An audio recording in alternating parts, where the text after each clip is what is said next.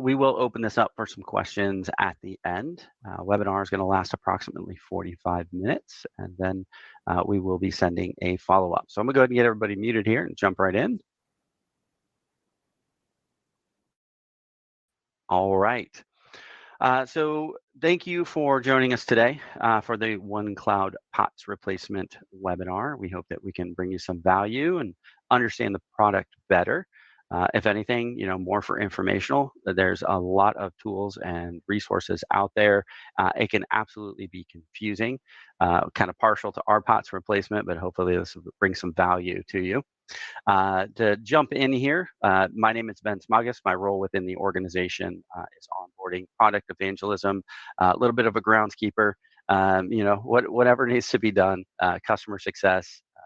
I've been with the organization going on 15 years at this point. It's been an outstanding ride. Started out working in our structured cabling crew, moving up through legacy telephone systems, Nortel, Avaya, and learning a lot of that on-prem technology, but have had I've been fortunate enough to ride the wave into the cloud. We definitely have grown as an organization, not only in the solutions that we offer, but moving into the software development space. It's been a great ride and a lot to learn in telecommunications. Much has changed greatly in just a very short amount of time. So with that said, who is OneCloud? What is this OneCloud? So we are more than just a UCaaS provider. Obviously, today we're talking about POTS replacement. But our organization, our mission is to build trusted relationships, tailored solutions, and connect business partners through innovative communication strategies in an ever-evolving digital landscape. And that last piece, of ever-evolving digital landscape, is 100% factual. As I mentioned, everything is changing so very, very quickly. And as an organization for ourselves, moving from a company that provided a lot of on-premise hardware to cloud-based communications, and then bringing it all in-house and beginning to develop that has been quite the ride. Our organization dates itself back to 1984. Very large carrier at that time, AT&T, broke up, and some folks came together and formed their own company. That company focused on on-premise cabling, structured cabling, so to speak, or the physical layer of the network or communications, as well as on-premise PBXs. As that technology evolved, our organization morphed into a company called Telware. And at that time, still focus on structured cabling, things like overhead paging, network data cabling, video camera systems, door controllers, white noise, things like that. But the PBX side started evolving in technology. Now you had voicemail servers, and there was a lot more technology that drove it. And then leading up to prior to COVID and then COVID, there was a massive shift to the cloud. And as an organization, we developed our own cloud-based solution, and OneCloud was born as our software development company. So we're not just a software development company that decided, hey, let's make a communications platform. No, we actually started from the legacy system, so we understood it all the way up. There were a lot of hardships throughout that process, and led us to develop a lot of our solutions. As an organization, we offer a UCaaS, or Unified Communications as a Service platform. We offer two flavors of CCaaS, or contact centers as a service. We offer a mass notification platform called Alert Blast. We also offer faxing solutions, POTS replacement solutions, and mobile solutions. And a lot of these were developed and grown out of the movement to the cloud. Faxing and analog lines, for example, are great. Great reasoning is, as things move to the cloud, things like analog or POTS lines, it was a little bit more of a challenge to deal with devices that needed those analog lines when you're on a cloud-based solution. So with that said, our agenda today, we're going to talk about the key challenges, why traditional systems are no longer sustainable, key benefits, how OneCloud simplifies and modernizes. We'll go over an industry use case and then break down the return on investment, which was substantial in this particular use case. And then with me today is Brian Longwell. He is one of our Tier 3 managers and engineers, and he's going to dive a little bit deeper into our POTS replacement solution, give you a little sneak peek on the back end and some of the technology that drives it and differentiates our solution from others. And then lastly, I'll briefly go over a seamless transition. What does it look like to come to any of our OneCloud solutions? Analog lines are a big one, depending on your organization, because that can be a little bit more logistically challenging. And then lastly, I'll open this up for a Q&A. So the top 3 reasons you're here today, what I hope that you'll get from this and the value that you can take is understanding the changes with POTS. Learn why these legacy lines are being phased out. Why is this a problem right now? Why do you need this solution and how it can help you? Additionally, analog lines power a lot of life-saving, not necessarily life-saving equipment, but technology such as alarm lines and things like that. You need something that's going to be quick, easy to deploy, minimize downtime, but also affordable, because analog lines are definitely going up in price these days. And then lastly, if you're going to move to this new age technology, what makes it future-proof? What is a practical path to upgrade your outdated solutions or outdated lines, avoiding those service gaps, but then laying some groundwork for a modern, scalable type solution. So with that said, I'll jump right into challenges with outdated POTS lines. And first and foremost is the cost of these lines right now. On average, if you're paying for an analog line, we're seeing anywhere from $150 to $200 per analog line.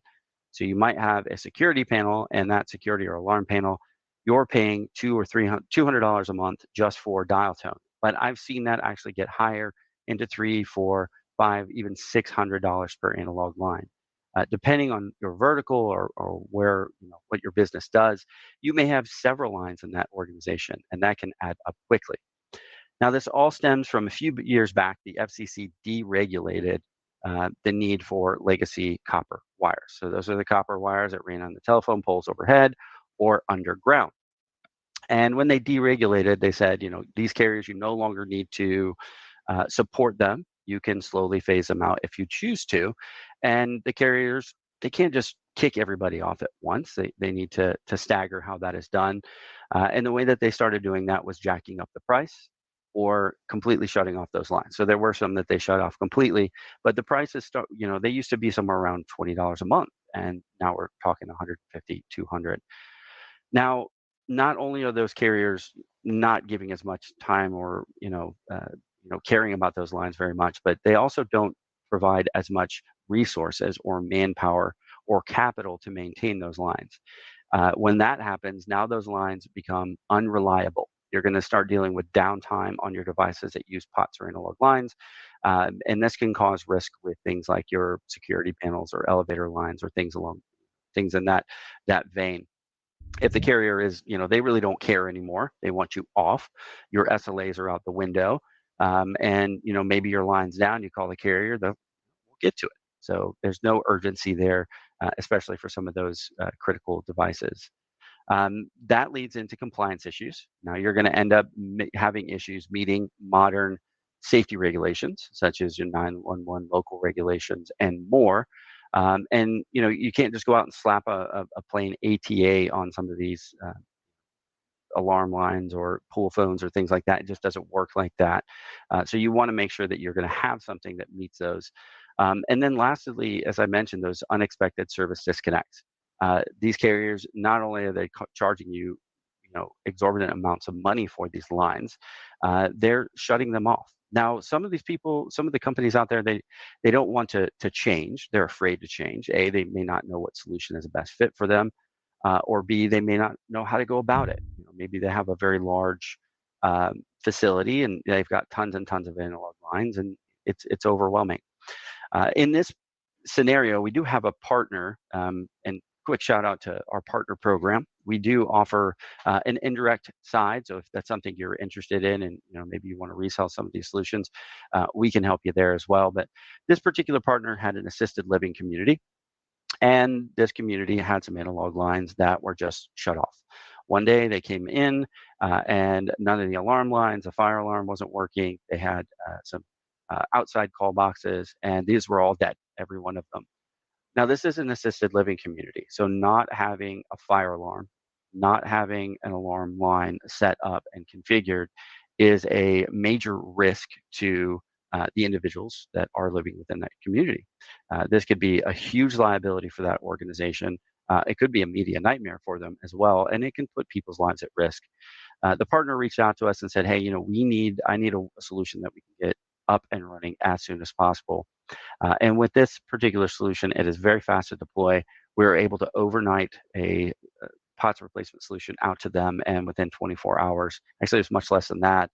They were able to get them back up and running. So, as I said, the increasing costs, unreliable systems, there's a lot of compliance issues, and just getting disconnected.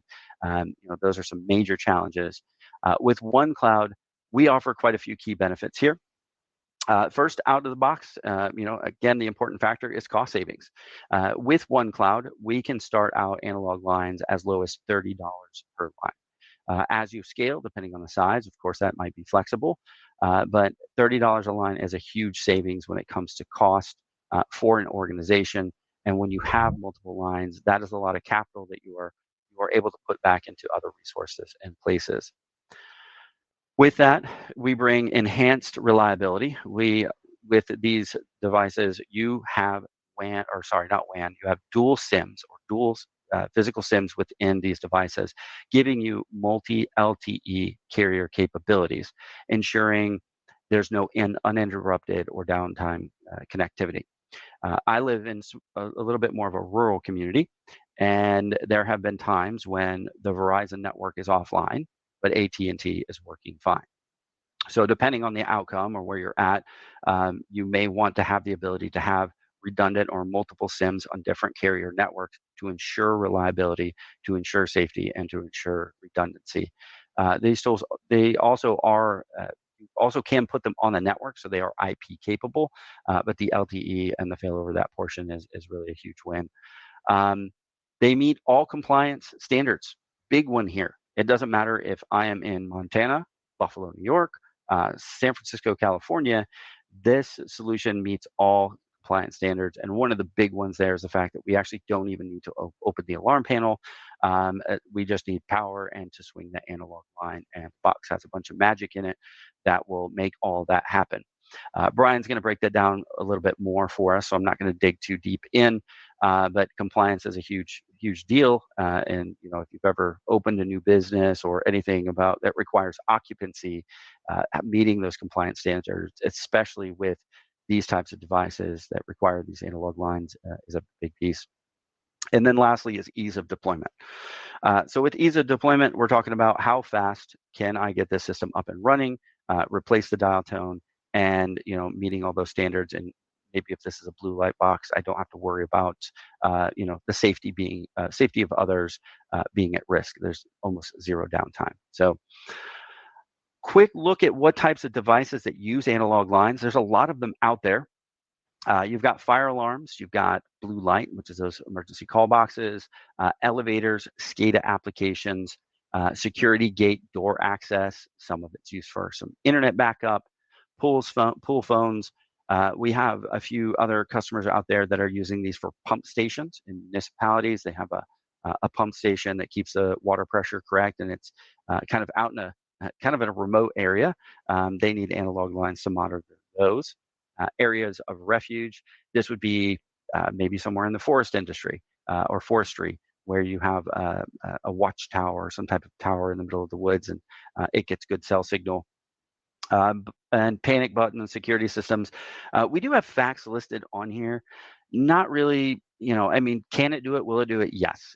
It's a lot of technology for a fax. Can be a little bit more costly just to power a fax.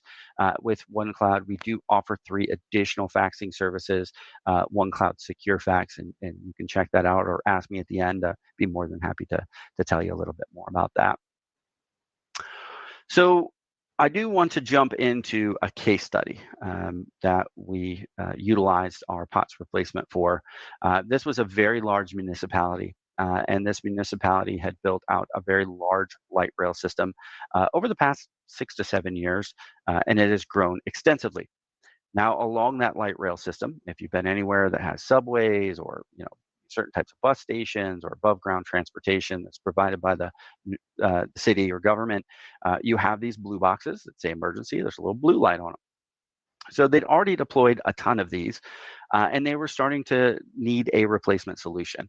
There was 100 call boxes along this light rail. They had some other analog lines, but initially they needed something to replace what they had. It was costing them a ton of money, and their choice was either they can start replacing the hardware on the boxes that they had, which was a significant amount of capital. In some locations would have required trenching up and tearing up the concrete to replace out this hardware. And not only that, but there would be a higher downtime, which means that this emergency call box at the station is not available for the public. And if we're talking hours, 24 hours, days, things like that, that puts the public at risk and was a liability for this particular municipality. They approached us about a solution. We showed them what our solution can do, and they gave us 25 lines out of the gate to test it out. We were able to get these deployed in less than a week. Very easy to deploy. Brian's going to go into a little bit more about the boxes themselves because some of these were deployed outside. You want to make sure that people can't really get into them. They're weatherproof, things along those lines. But not only were we able to deploy them in a week, we offered a lot more back-end technology that this municipality didn't have before. Now, most companies won't need a portal to log in and manage their analog lines and look at them and maybe set up some monitoring. This was a larger municipality, so they had the resources and the IT team to do that. So now not only were they upgrading the analog line, they didn't have to replace the hardware, but now they had a lot more visibility that they didn't have before. And they had some technology that they could go in, they could monitor, they could make changes, and this was a huge benefit for them. In turn, they ended up awarding us a total of 600 plus lines across the municipality. So we were not just replacing these blue light boxes, but we were dealing with fire panels across the city, alarm lines, elevator lines, remote call boxes, a lot of different applications. So for them, it was a huge win. And one of the bigger pieces too is there was literally very, very, very minimal downtime or disruption. So no issues with public safety and individuals being able to use these solutions, which was really a huge win for them. Money is good, but public safety when you're a municipality can be a nightmare if you don't get it right. So I want to talk a little bit about the return on investment. As I mentioned, analog lines were expensive. This was a large municipality. They may have been getting taken advantage of a little bit, and they were paying somewhere around $700,000 annually for all of the analog lines. They needed this a solution quickly. It could have been far more painful due to the fact that if you have to upgrade alarm panels, that is expensive. If you have to upgrade a lot of the hardware and fire panels or emergency call boxes, the hardware itself is incredibly expensive. And then the capital you have to spend on the labor and manpower to replace that is also, a huge added cost. With this deployment, we were able to bring all of their lines down to around $30 a month, bringing them to a total cost of about $200,000 annually, and an overall annual savings or an 80% cost reduction of $500,000 a year. From a budget level, I think anybody, doesn't matter if you're a taxpayer or somebody in the government, that was a huge, huge benefit for them. And they were able to take that capital that they were able to save and apply it elsewhere within the community on other projects. So quick, easy to replace solution, gave them a lot more technology that they didn't have before, especially with their technology team to monitor and keep an eye on all of these things. No more random call that, hey, this call box doesn't work. It's really simple for them to get alerts when things might go down. But of course, a huge savings in cost and really minimized any risk to public safety and some of those critical areas. So with that said, I did mention that I have somebody with me today, which is Mr. Brian Longwell. He is one of our engineers. And I'm going to bring him on to talk a little bit more about the technology that drives this device, how it works, and we can go from there. So Mr. Brian, you're up, sir. Thanks, Ben. Excuse me. Good afternoon, everyone. As you heard, my name is Brian Longwell. I serve as both the Tier 3 manager and I'm one of our engineers here at OneCloud. I've been with the company for about 7 years now, but I've been doing this like Ben for a little over 20. Started in key systems, and then worked my way up into the engineering role. So been doing this for a while. That's why our department was, initially the department tasked with coming up with a solution for this POTS replacement. We spent a long time looking, and ultimately this is what we came up with. So we'll just take a look at the hardware. We'll start there. Ben, switch to the first slide. We'll cover what's in our enclosure. So first, we actually have the enclosure. And here, what we're fundamentally doing here is we're actually replacing what we call the last mile. And by that, I mean that existing copper infrastructure that's deteriorating. The companies are no longer supporting it, they're not repairing it, and they're actually just charging a lot of money for it. So as that's being taken out, something else needs to replace it. And this is what we're doing with that. So we're taking out that last mile, if you heard me refer to that. So here first we have the actual enclosure. We call it the NEMA enclosure. Um, really all it is just a waterproof box. Allows us to put this thing anywhere we want to. They're not always required on every installation, so we may put one out there, we may not. But for an outdoor installation, we're obviously putting one of these out there. The second piece we have here at number 2 is the POTS box itself. This is the analog box that provides the dial tone to the device. Does a lot more besides that, but at the base, it is the analog box. Then we have, I'll jump over to the RJ21X. That box, or that is not always required on every installation. We may not always put one out there, but some places do actually require it by code. So it can be a required component. This actually gives us the real big flexibility of not needing to dispatch a technician all the time to maybe move a wire. They got a guy there that needs to punch down a new wire. We can actually move it within the box physically, and it makes things a lot easier. And we'll go into that when I show you the portal here shortly. We also have the battery. This is a new battery in the screenshot here. These provide up to 48 hours, depending on how much usage there is on the line. But typical code is going to be 24 hours, so we're well over that. We can actually expand batteries onto that if need be. We can put an additional battery to take that up to 72 hours if we need to. The last part we have here, well, one of the last parts we have here is we have the actual modem, the 5G and 4G router. 5G is new. This is our versatile modem here. So with this, we can put external antennas outside. When we sell it, typically we have the antennas inside. So this unit is fully self-encased. Nothing expensive is sitting outside. They lock, we can put service tags on them and stuff. But this also is that important part where we put that multi-carrier SIM in here that Ben referred to earlier. That allows this modem, if Verizon goes down, it'll jump to AT&T. If AT&T goes down, it'll go to T-Mobile. So we do support 4 different carriers on the SIM cards we sell, which is a huge game saver for most of our customers. So Ben, if you can go to the next slide, we'll cover what actually separates what we do from the rest of the carriers. So one of the biggest hurdles we have to overcome when moving away from the traditional phone lines is alarm panels. Obviously, if there's faxes too, but we're not going to cover that. They are extremely finicky. The thing about them is they were meant to last for years, probably one of the most reliable products out there, and by design, because you got lives at stake here. So you'll run into panels that are 20, 30 years old, not uncommon.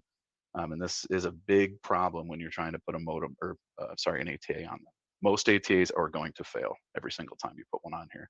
And anybody that's done this before will tell you that it's going to fail. So, and this actually happened to us. We purchased our new building, back in mid 2024, summer 2024 last year. We had one of these panels, and it was even older than what we've usually run into when I complain about old panels. We had the fire alarm company come out there, look at it. There really was no upgrading it. They wouldn't even guarantee us that it could be upgraded. So we just wanted to see. Obviously, we were going to put our own solution on there. We did, and with some tweaking, some trial and error, and we'll have to do that with these older panels. We got it working, and I haven't heard a peep from it since it was installed. So it's working very well. And again, this is the worst case scenario, was that building, and it worked reliable, and it's still working to this day. So that comes into that seamless integration with legacy systems on this slide. Like, we're not typically going to run into a panel we can't support. So, and then we've got the signal delivery guarantee. So one of the biggest problems is there is about a 90 to 95% success rate with these modems. We actually take that a notch higher and we bring it up as close as we can to 100. So that 5% is a big difference when you're talking about a fire panel that actually needs to be able to call out all the time. So we want to get that as high as possible, and we do. And I'll cover how we do that here shortly. And it's some proprietary stuff. We've got the licensed and UL listed, huge important part here, because you can't really touch an alarm panel unless you're UL listed, especially with what we're doing. Um, we're we're not actually physically touching the panel, but what we're doing is we're punching down at the phone lines. That's how we get around not needing an alarm technician on site. So we're just replacing the lines, but we still want to be UL compliant. So everything that comes out of this panel passes through a UL listed data center. So we are fully compliant. And then we've got the remote management, which I'm going to show here in just a second. This allows us to get into the box and do various tasks if we need to. I'll be honest, a lot of times these are pretty hands off. So some of the technicians will go in here and do reboots or, firmware upgrades. I'm sorry, but that's really about it. Maybe a little bit of troubleshooting. So with that, Ben, I think I'm just going to go ahead and I'll share my screen All right. and I'll show stop this sharing port. mine. Oh, you can keep sharing. It's okay. Go ahead and share. So I am sharing production. So I got to kind of be careful with what I show you. So I'm just going to limit and give you some basic stuff here. I don't want to accidentally give away some customer information. So first, one of the components that wasn't in that slide there is we put a power cycle inside of each box. This kind of gives us the ability that if one of those devices, the router or the ATA is offline and we can't get to it, we can come in here and this box is usually going to be online. We can hit it from here and we can actually perform a reset. So this saves us from having to tell the customer, go find this box on the outside of your building, unlock it. It's a nightmare. So it's not something we want to do. So as we do, we come in here and we can hit the power cycle. Not going to do it because this is a real box, but it would just be as simple as hitting this power cycle. Just wanted to show you that real quick because the important part here that I wanted to get to is the actual ATA itself. So I'm looking at a specific customer here. If I had more ATAs here, they would all be listed.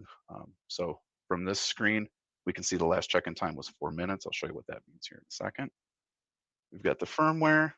We've got the IP, sometimes useful information, but the important part that you'll see here is we have the telco block. So this tells us where on that RJ21X these lines are terminating out of. Very helpful during the installation or if you're walking somebody through something remotely.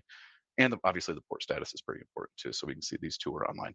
If they did go offline, this portal, we can configure alerts for you, for your customer, for whoever. They can receive an alert that the panel went out of service or the line went out of service, I'm sorry. You're going to get that before the alarm company calls you and tells you that the line's not working. So very helpful to get ahead of it before you get that trouble call. We don't want those. So if we click on the modem, I'm sorry, the ATA, you can actually go into it. We can do a few other interesting things that we covered in that versatility part of the slide. So on this first screen, excuse me, we have the basic configuration of the ports. Again, if I'm on site, we've got a bad pair of wire coming out for some reason on that 21X. It happens. Everybody's seen it. I can go ahead and change the pair. I can drop down to orange, the green, whatever's unused. Tell the technician on site, hey, go ahead and just punch it back down on the orange pair. We're good to go. And he'll do that. This line will be fine. The cool stuff actually happens here in the admin port settings. So this is that old panel I was telling you about. So I'm a little bit limited on a lot of the stuff I can do because we're not using contact ID, which I'll cover here in a second. But what I can do here is I can make some minor adjustments. This panel was having a very hard time dialing out. So what it was doing is it was spamming the digits so fast, the ATA can't pick it up. If you talk to anybody that's ever done this, they'll tell you that's one of the other big problems they'll run into is the ATA can't pick up how fast these old modems are dialing. That's just because modern technology isn't meant for that. So what we're doing here is we're saying, I don't care what digits you send me. I'm going to go ahead and call. I know what number this panel needs to call. I'm going to call that number. And it will call it reliably every single time. The other problem we run into, and you'll see it in the trouble on the panel itself when the keypad starts beeping and annoying your receptionist, is there's usually a line trouble. And we get to that with the on-hook voltage right here. Most devices run at a 48 volt. Some of the older panels want to see a little bit more voltage, so we crank this up. We don't like to go too high, so we work this up and ultimately find the happy number that it's good with, and it just stops throwing alarms. Most of these settings here are pre-configured based off the profile that I determine when I set this port up. So a lot of times we don't have to come in here and touch things, but I just wanted to show you what we can do. And we got the real important areas right here, like this whole block. These are probably the 6 major things that cause an alarm line to fail that we can tweak easily without having to go into the device and try to find all these settings. So jitter, massive problem for an alarm panel, and the loop current always causes issues. Caller ID waiting, you wouldn't think's a problem, but if somebody calls that line while it's in communication with the alarm panel, that noise comes in, it will just hang up the call. So silly little things like that, we avoid them by turning all that stuff off. And this other area here, the CPC polarity and polarity section, very important pieces we can also adjust to. So um, again, being able to do a lot of this saves us a lot of time on site, and it saves the customer a lot of headache when dealing. They don't have to call the alarm technician out there, which is very expensive if anybody has ever done that before. Um, so one of the other things I want to show you before we jump over to Ben's next slide here, though, it's the last part. So I mentioned contact ID. So even the older panels, a lot of them, back in the 80s and 90s, started switching to contact ID. What that is it's still over a modem, but actually uses a different type of modem signal, which is a little bit more reliable. You're going to run into that most of the time, not the one that we have in our building. So what we can do here is if it is a contact ID panel, and we'll know that as soon as we plug it up, it's going to actually, you're going to see it in the logs, which I'll show you in a second. We can switch the port profile to be a contact ID port profile. I'm sorry. When we do that, we get a lot more control over this box. So we can actually change the receiver override. What does that mean? Again, if digits are dialing too fast, we can intercept those digits, ignore them, put in what we want. It also allows us to change the alarm monitoring company without actually having a technician come out there and have to touch that panel. That's huge, because that's going to be a $200 to $300 service call right off the gate. We can also change the account number that it's sending when it calls. So we basically take that alarm call, comes into our box, we intercept it, we make the changes, we forward it through our UL listed data center, who delivers it to the monitoring company, all without anybody knowing, and it's, again, UL certified. So very helpful, and we do that right here. So we have these 6 profiles for ports. These are those profiles I said that adjust a lot of those settings automatically. If I was to go down here and change this port to contact ID XMTR, that's that newer communication, we could actually save a lot of time here. And the last thing is I'm sorry, just jumped over here. Ben, can you show that slide real quick? I want to show, before we move on, why we have to adjust these. You got it. Appreciate it. There you go. Went ahead of myself there. So you can see here, this was a trouble box. This is actually one of our customers we installed not too long ago. You look at the number dialed column here. It's the 3rd column over from the left. You can see exactly what I was talking about. This panel's just missing digits, or, well, I'm sorry, the ATA is actually missing digits because of the way the panel's dialing. So what we've done is we actually put an override in there, forced the number out. We did end up changing the account number for the customer as well, so they could have a different monitoring station watch their fire panel. And as you can see from the response column, we're all okay since then. This panel was constantly in trouble upon first install. So it worked out really well. And again, the customer's happy. We saved them a service call. They didn't have to have an alarm technician come out there. So, and if you mouse over like the CID codes, which is kind of cool, something we offer that nobody else does as well, you can see what actually was communicated to the alarm station besides the OK. So as you can see, a 602 is just a periodic test. The panels do it all the time. That's why you get those trouble alerts. So we like to see that 602.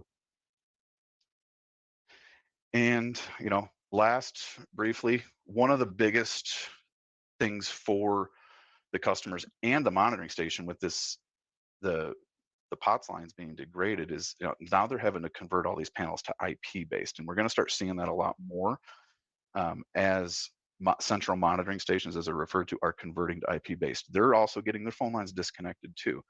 So what's happening is they're sending out, notifications to all their customers saying, hey, you can't use a phone number anymore. You actually need to put an IP address in your panel. Well, that's not possible in these old panels. So there's 2 alternatives. You can call the alarm company up and say, come upgrade my panel.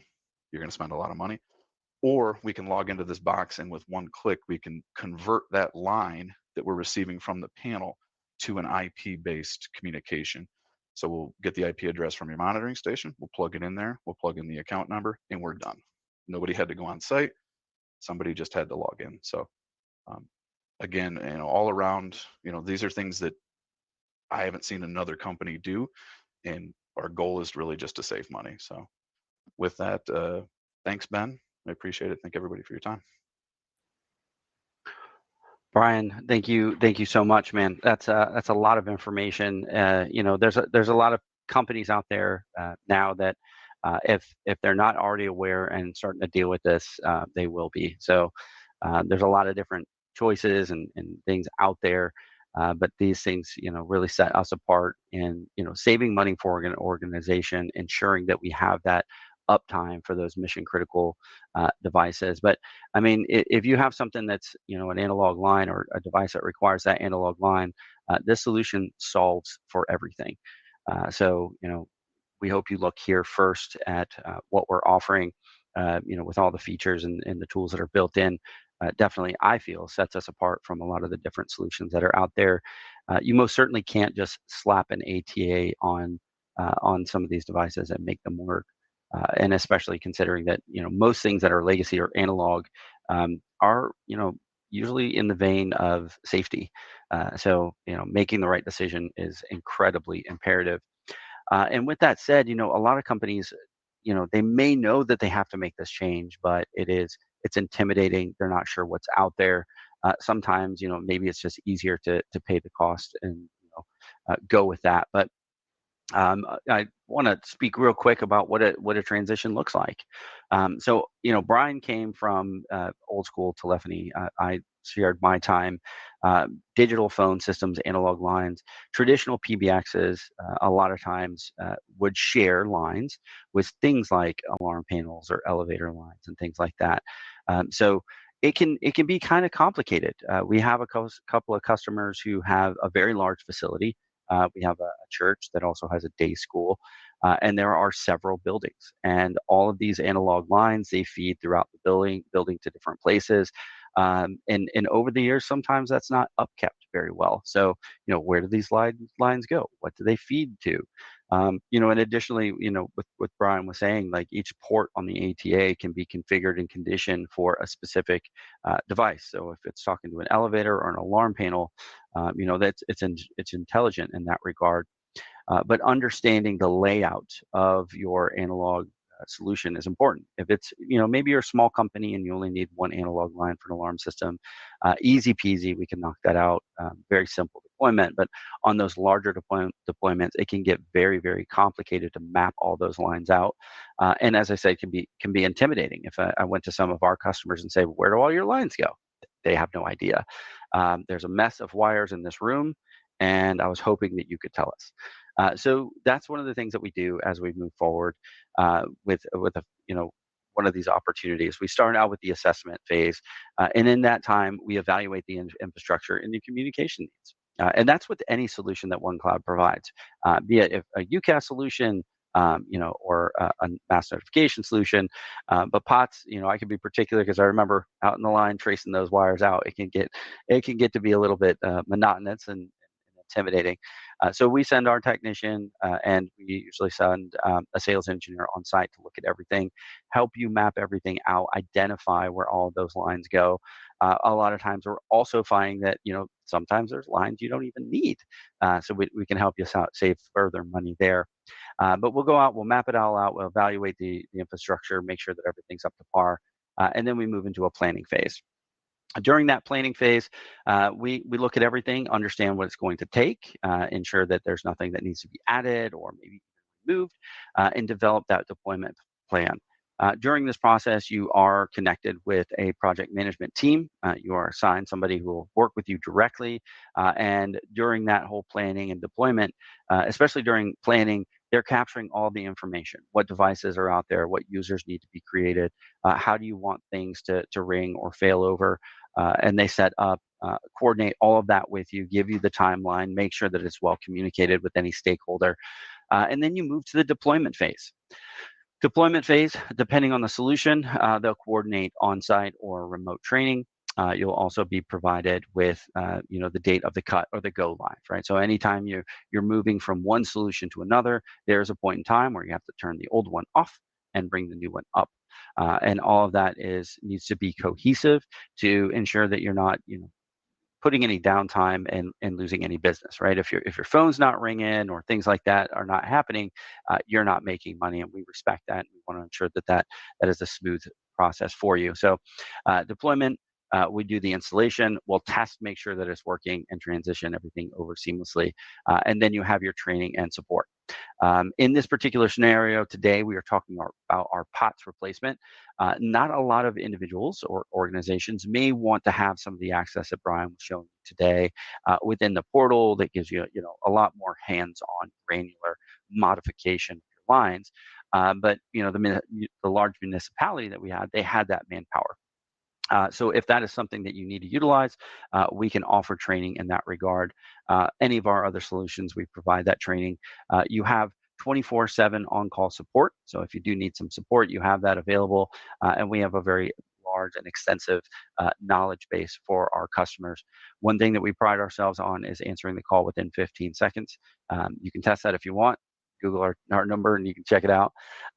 So we're here to support you and ensure that it's comprehensive. And then lastly is fast track development. I had the example at the beginning where somebody's assisted living community, all their analog lines were cut off. We were able to fast track that, get that out, and within less than a day, honestly, I think it turned out to be like 14 or 15 hours total between programming, boxing, shipping, and getting on site. That's huge, especially depending on your organization. Time is money, so we want to make sure that we get things done for you correctly. But the fast track development again covers our entire ecosystem of solutions. I hope that you take some time to look into a lot of the other softwares that we offer and technologies. And if you have any questions, definitely wish that you would reach out to me directly.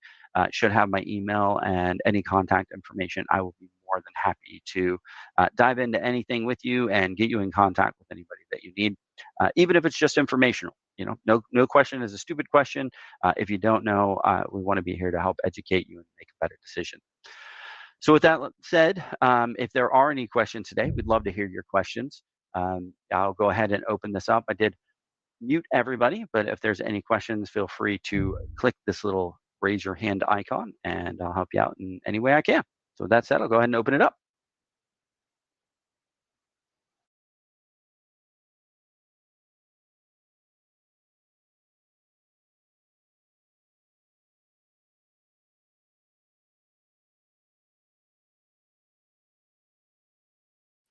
All right. Well, with that said, again, we value your time. We really appreciate everybody joining us today.